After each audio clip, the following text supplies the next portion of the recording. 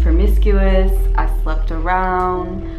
I didn't honor the body that God gave to me. I didn't honor myself. I didn't take honor in my reputation. The percentage of women that are actually having orgasms from one night stands is like 14%. She scrolls through her phone between classes. Her friends laugh as they pose for another picture. Lips slightly pursed, filters on full glow. The caption reads, "Feeling cute, might delete later." She doesn't know why she feels uneasy, but she posts anyway. Within minutes, hearts begin to appear, dozens of them, then hundreds. For a moment, she feels seen, validated, loved even. But what happens when those digital hearts stop appearing? What happens when validation becomes the only form of affection she understands? To understand how so many young girls fall into this cycle, we must look deeper than the screens, deeper than the clothes or the slang, and into what society stopped teaching them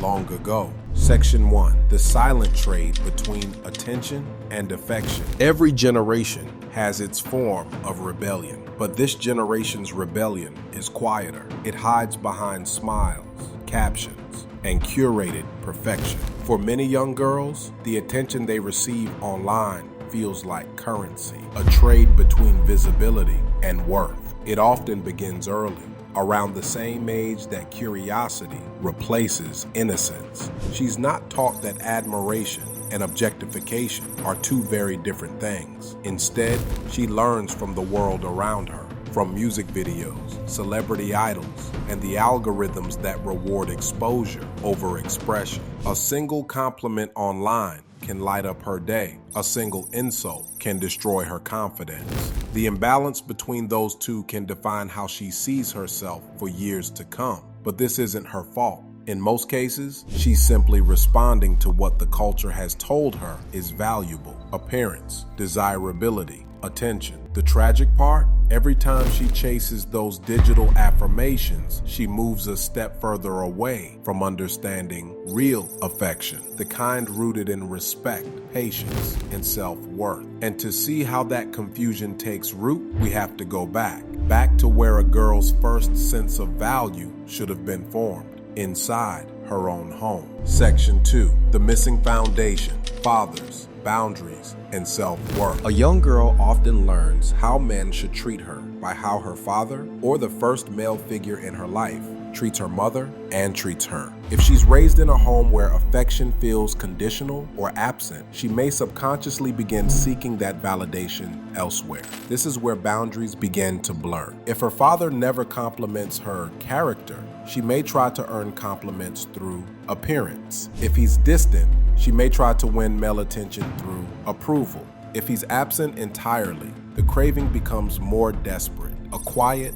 lifelong ache to be noticed by someone. But the role of the father is not to control a girl's behavior. It's to shape her understanding of what safe love feels like: attention without expectation, affirmation without condition. Many parents, especially fathers, underestimate how their emotional absence ripples through a girl's teenage years. It's not about overprotection or strict rules. It's about presence, conversations, laughter, correction, and praise that remind her you are valuable, not because of how you look, but because of who you are. Yet in many homes, that kind of emotional education has gone missing.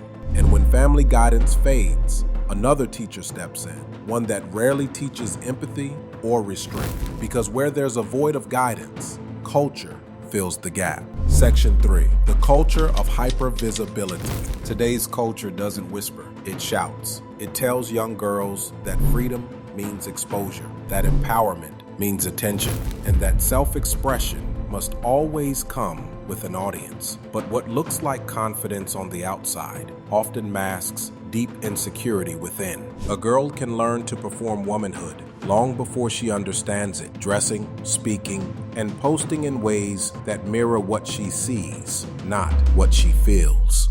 When society rewards visibility, humility becomes invisible. When popularity defines value, self-respect becomes negotiable. The result? A cycle of emotional confusion, where self-expression blurs into self-exploitation. She's not rebelling, she's adapting. She's responding to a digital world that praises exposure and mocks modesty. But this pressure doesn't come from technology alone. It comes from silence. The silence of adults who are afraid to talk about sex, self-image, and emotional development. And that silence is often where the real damage begins. Section 4. The silence of guidance. Most parents want to protect their children from harsh realities, but protection without communication often backfires. When a girl is never taught about her body, her emotions, and her boundaries, she learns those lessons from her peers, or worse, from strangers online. For generations, families have avoided talking about sexual development out of discomfort or tradition. But silence does not protect innocence. It confuses it. A young girl who understands her biology, her emotions, and her worth doesn't lose innocence. She gains wisdom, because knowledge about her body is not corruption, it's clarity. The danger comes when curiosity meets ignorance, when natural desires awaken without moral guidance, when emotions deepen without understanding. She's left to navigate with no compass, no context, and no confidence. In those moments, one poor decision can become a label she carries for years, not because she's lost her value, but because she was never taught how valuable she already was. And the silence that surrounds her doesn't end in childhood. It follows her into womanhood, shaping relationships, self-esteem, and the way she views love itself. But this pattern isn't irreversible. In fact, the solution often begins with something so simple and yet so overlooked that it can transform how the next generation grows up. Section 5. Teaching the language of self-respect. Respect isn't inherited. It's taught through repetition, example, and reinforcement. To teach a girl self-respect, we must first show her what it looks like in action. That means adults, both men and women, modeling consistency between words and behavior.